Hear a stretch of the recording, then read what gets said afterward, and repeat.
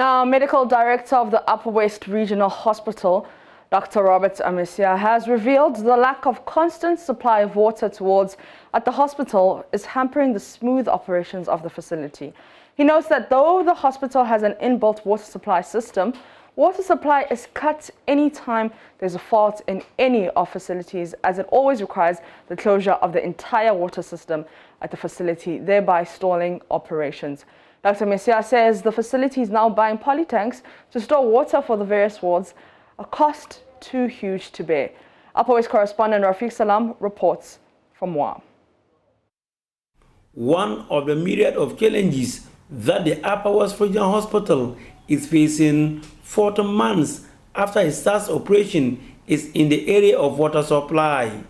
According to the medical director of the Upper West Regional Hospital, Dr. Robert Amesia, though the state-of-the-art 198-bed facility has embedded in it dedicated water supply system upon completion, they always have challenges anytime there's a pipe burst in any of the buildings. The water supply system in the hospital was designed to ensure that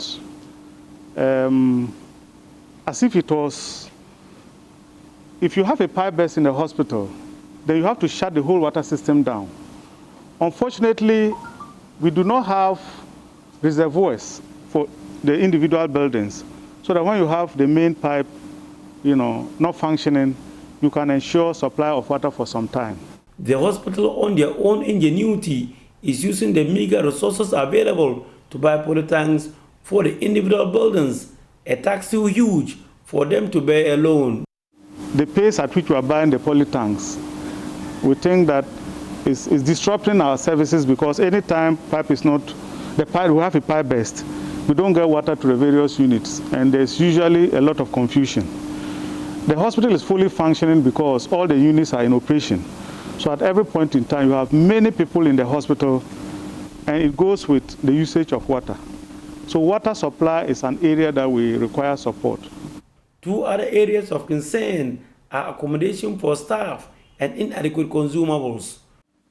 The other thing that I have to say is, consumables, medicines and non-medicine consumables. Because of COVID, in the past, we used not to wear masks every day, but now every staff has to put on a mask to protect himself or herself every day.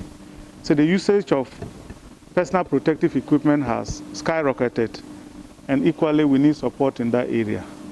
So we appeal, we must help ourselves before people come from outside to help us. We are not seeing much of help from people within the region, apart from, said Dr. Jader and then Justice Yoni Kolendi. We are yet to receive massive support from people from this region. And we think that as our own hospital, we have to show the way first. Dr. Robert Amesia made the remarks following a donation of a catcher pressure machine by one Mr. Edward Appiah of the Freemasons. Former Dean of the UDA School of Health and Medical Sciences, Professor Edward Jadari, presented the item on his behalf.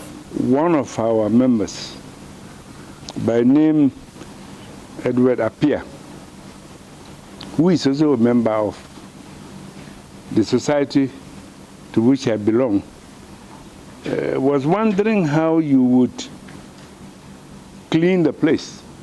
The cobwebs that would be so high, how you'll be able to remove them, because the place was looking so neat that we expect it to be maintained in a position in which it is as of now.